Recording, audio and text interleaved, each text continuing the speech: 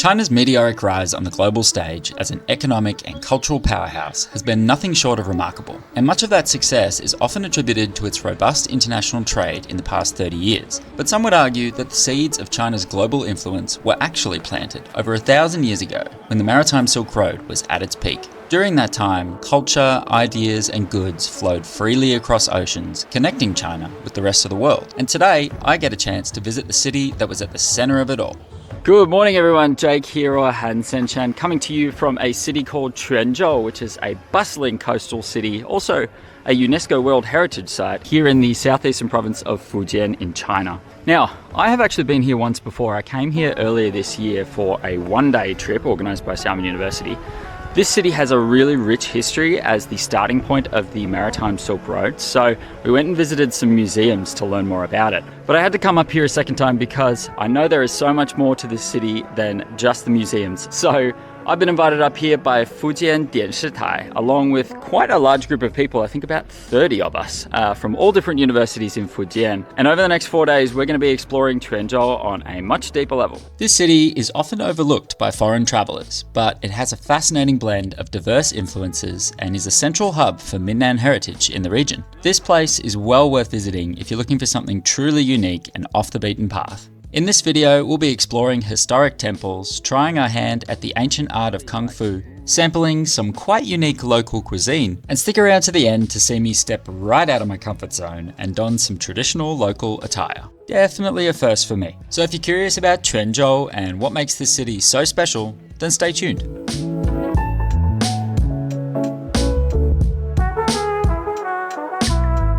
Quanzhou's success as a thriving trade hub was largely due to its connection to the sea, and there was one essential tool that made all that navigation possible. Our first stop here, where we are now, is a place that specialises in compass making. On the bus on the way here, one of my friends, Carolina, actually told me, and I learned for the first time, compasses are actually one of the 4 great Chinese inventions. I also learned the other 3 are gunpowder, paper making, and printing. So today we get to explore one of these great inventions of China, and this place is owned by the Su family, who has been making compasses for over 300 years. So I'm very excited to go in and check it out. Let's go. The compass, or luopan, was likely invented during the Han Dynasty and was originally used as a tool for divination rather than navigation. Early designs featured a spoon-shaped magnetized needle on a bronze plate, differing from Western designs by pointing south instead of north. The earliest recorded compasses were made from lodestone, which is a naturally magnetized material and dates back to around the 2nd century BCE. Over time, its application evolved, and by the Song Dynasty, it was adapted for use at sea, and it became a crucial instrument for maritime exploration. But China's ingenuity didn't stop there. Around the same time, they invented another device for a similar use case that didn't rely on magnets at all. 这个就是古代的导航车，这一台叫指南车，也叫指北车，就看你的手是指向南或指向北。I've no idea how this thing works. Somehow it always points north, but compasses work by the magnetic fields, right? How the hell does this point to north? It turns out this fascinating invention used a complex system of gears to maintain its orientation relative to the initial direction of travel. This allowed travellers and armies to maintain a consistent sense of direction in unfamiliar or challenging terrain. Okay, that is cool. That is really cool. Are you pointing? Yeah.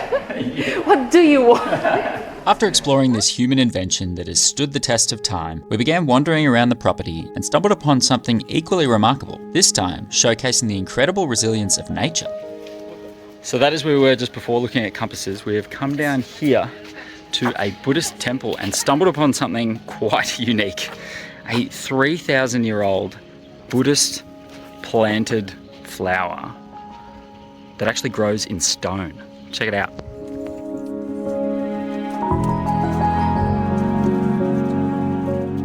That is a 3,000-year-old flower, or group of flowers. What the hell?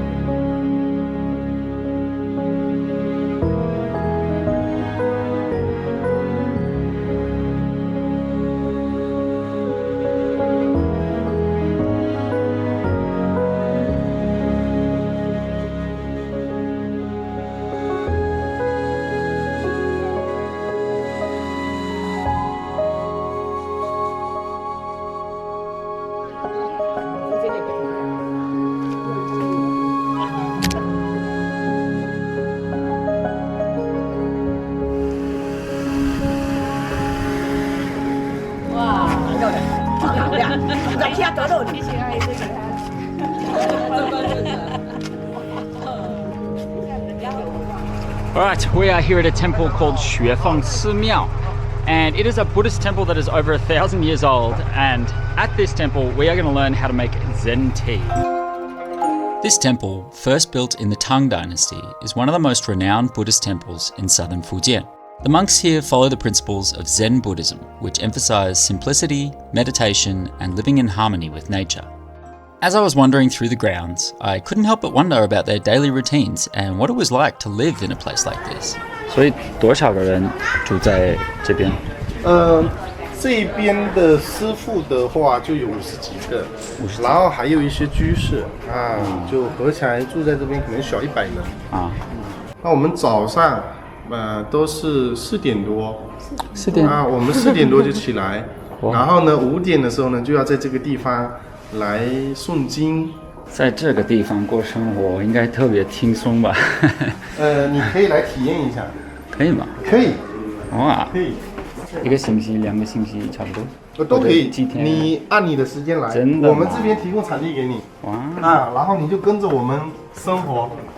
4点起床吗？可以。4点多。好。然后你们，我不知道这是笨问题还是不笨问题。你们有手机吗？在这里有可以用，没问题。可以。就好，就不好意思，我就这边有 WiFi。OK， 好。大家可以看一下这个是什么3个字，大家可以去思考一下是什么。这个是繁体吗？对，繁体的。繁体的是 What？ 对，英文就是 What。对，英文就是 What。所以呢，它只有问题没有答案，没有统一的一个答案告诉我们这个是怎么样的东西，没有它是告诉你是什么，让我们各自去参悟它。那每个人的不同之后呢，得出来答案也不同。很多生活中的问题都是这样。对，就是每一个人都有不同的体会。看到我们的禅茶没有？什么？哦 ，tea。哦。So part of what makes this temple so special is its deep connection to Zen tea, or Chancha. Unlike regular tea, Zen tea isn't so much about the drink itself, but more about the process of making it. Based on historical records, some of the tea trees here are believed to be centuries old, with certain varieties potentially dating back 1,000 years or more. And they've been cultivated here ever since by Zen monks as part of their practices, supporting meditation and mindfulness. I love these places, seriously do. Just coming here and having the opportunity to just wander around, and I especially like that slogan that they had in there, 是什么? Because it kind of it's just a great question. It's very, very simple. What is it? And I don't know, recently I've been having a lot of thoughts myself about these big questions with no answers, and it seems like a pretty cool place to think about that.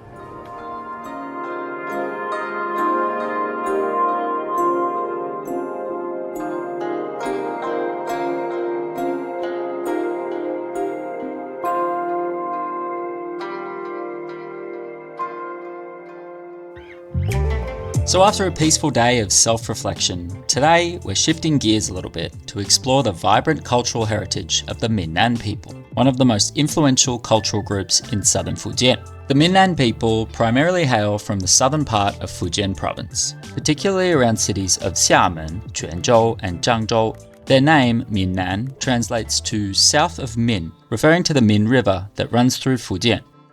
During the late Qing dynasty, a lot of Minnan people moved to Southeast Asia, Taiwan, and other parts of the world.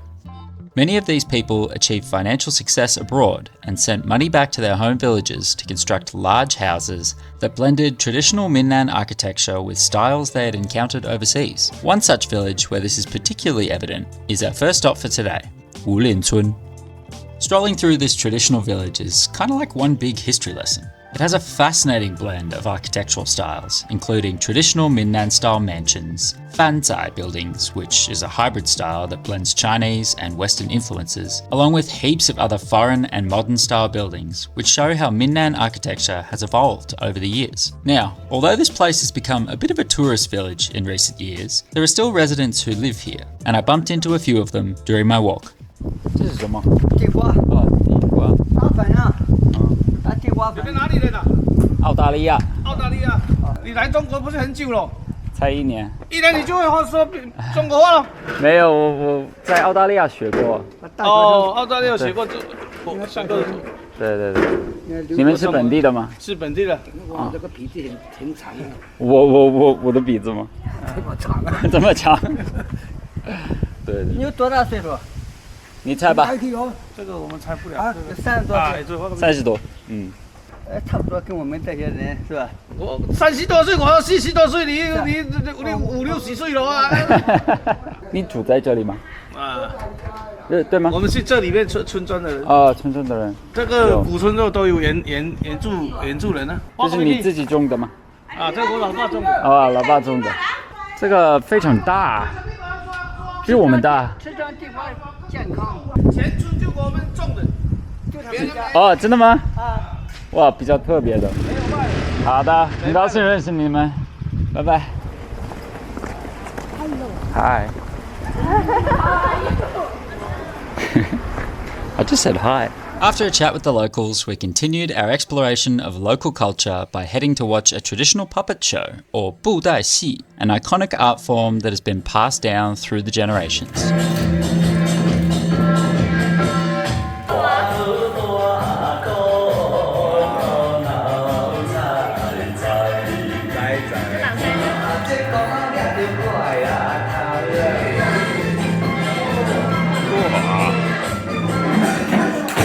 Is amazing. What?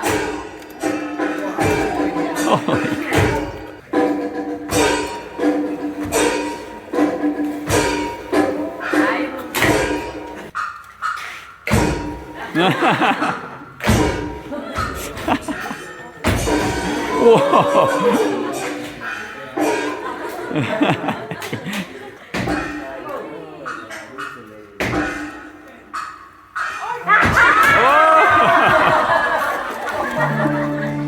Alright, now we get to talk to him, learn a bit more about how he actually does this awesome performance.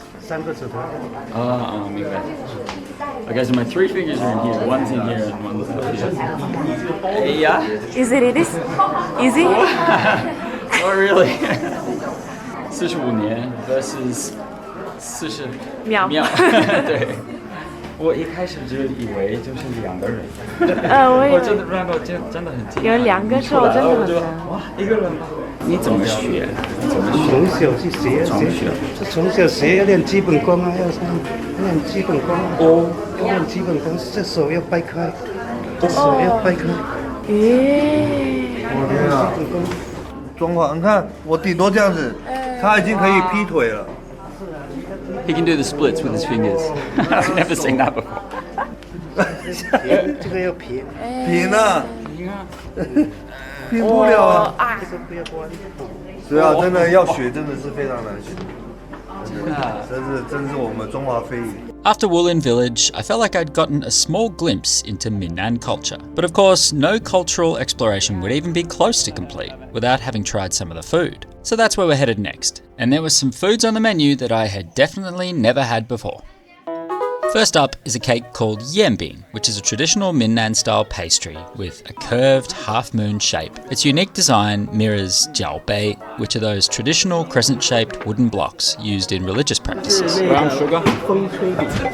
Yes, and 糯米，sticky rice来做的。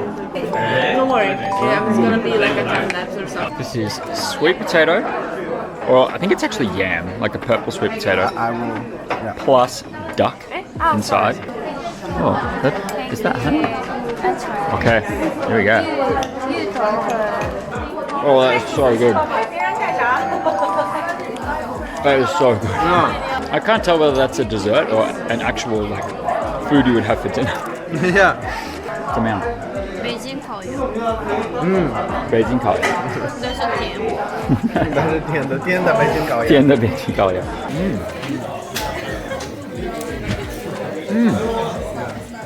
It's like a meatloaf. Kind of tastes like meatloaf mixed with, I don't know, dim sims. Oh, it's got a little bit of spice.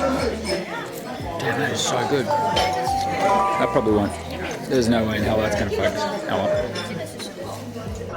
Let's get some new roll in my belly. And what is the name of this again? Gun is like kind of soup. Okay. Special. Special soup. Special soup, yeah. 这个我们本地闽南的厨师哦，90%都会90%都会做家常菜，也属于家庭都会做。啊，你最喜欢的？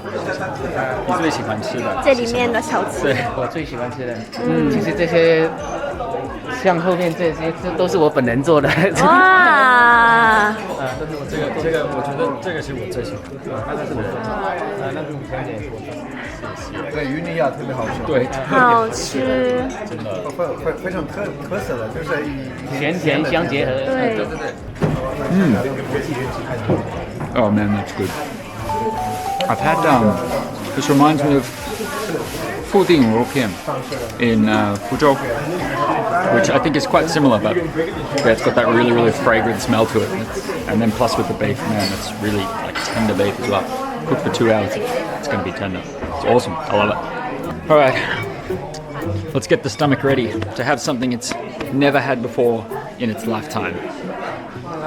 A sea worm. Okay, so if my understanding is correct, these things are very carefully selected and they're in kind of like a jelly because they've been frozen after they caught them. And apparently they don't have much of a flavour, but there is this jiang sitting here. Soy sauce and garlic. Garlic. Probably some ginger. Okay. I kind of want to try it just by itself first. Okay. Just so I can compare the difference. I don't want to. Ooh, that's actually like jelly-like. Ooh, that is interesting. Hey, Mum. Does it look appetizing to you? 五香水水。 You can put some, chocolate on there. 放一个姜嘛。过姜。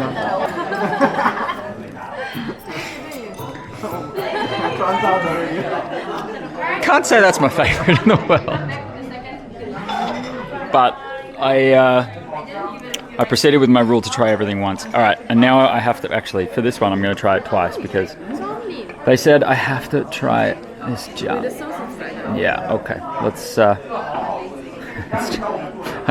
I should have just done it once with this. I'm my own worst enemy, really. When in Rome, ladies and gentlemen. Oh. Oh, that is better. Oh, that's much better. It tastes like wasabi. And so, with our bellies full of Minnan cuisine, we wrapped up for the day. And it was just as well, because we'd need every ounce of strength for what lay ahead tomorrow.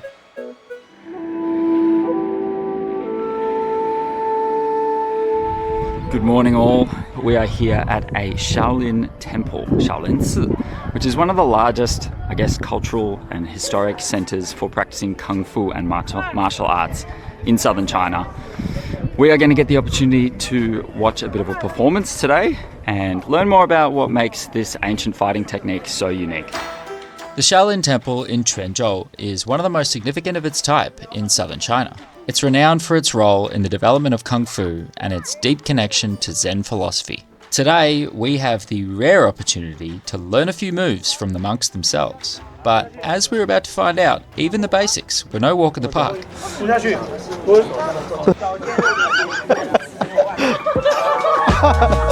打，行，画个半圆，然后扣紧完以后抓，好，跟头高，高度是一样的，这样是好，右手高出来，好，挡住，哎呀，I'm gonna have a bruise there tomorrow. 开始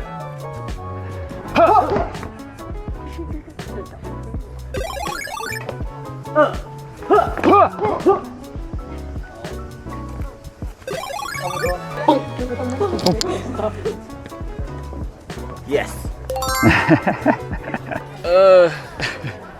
Clearly haven't been doing enough squats in the gym, that's for sure.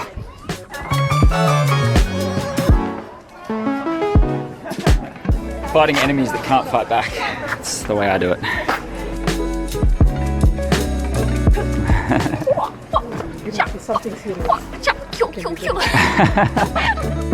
So after giving the amateurs a chance to flail our way through the basics, it was time to take a break and let the real masters show us how it's done.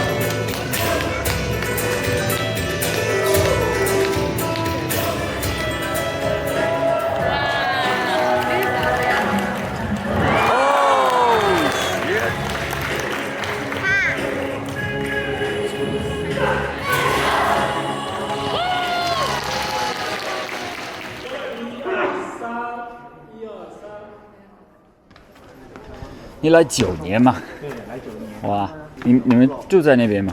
对，住在这边。这边。对，住在这边。那你几年学功夫？我就是12岁，12、13岁开始学功夫了。I love these places. They're so relaxing. Yeah. I could stay here all day. Yeah. 这个是叫什么门？这是观音阁。哦，观音阁。对，里面有很大的观音。哇，观音。哇，它真的很大。This thing is made out of one tree. Can you believe it? Look how big it is. That is so cool.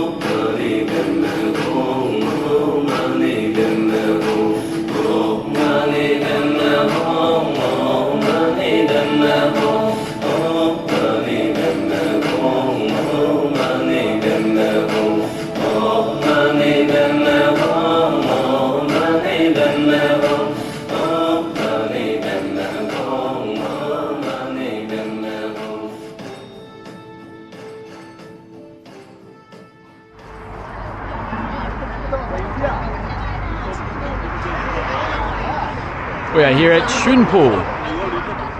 Apparently lots to see in this village, including a very large group of foreigners. Shunpu Cun is a charming fishing village with a rich history and deep cultural roots. The residents of this village have become famous in recent years for their intricate hairpins, which have apparently been part of Minnan women's attire for centuries. Now, many of our group were eager for the chance to try these things on, but this kind of thing isn't typically my cup of tea, so I decided to sit this one out. I'm good, I'll just pay people wearing it. But of course, my friends weren't about to let me get off that easily, and it didn't take long before I gave in and tried on a traditional outfit.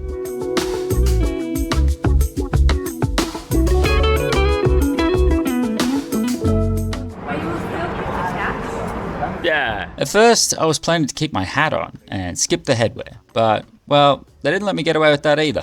Alright, the hat's coming off. Sometimes you just gotta go with the flow, hey?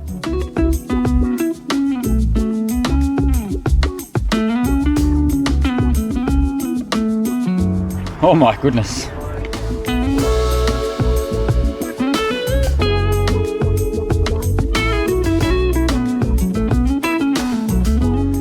So, since I've been in China, I have had a rule.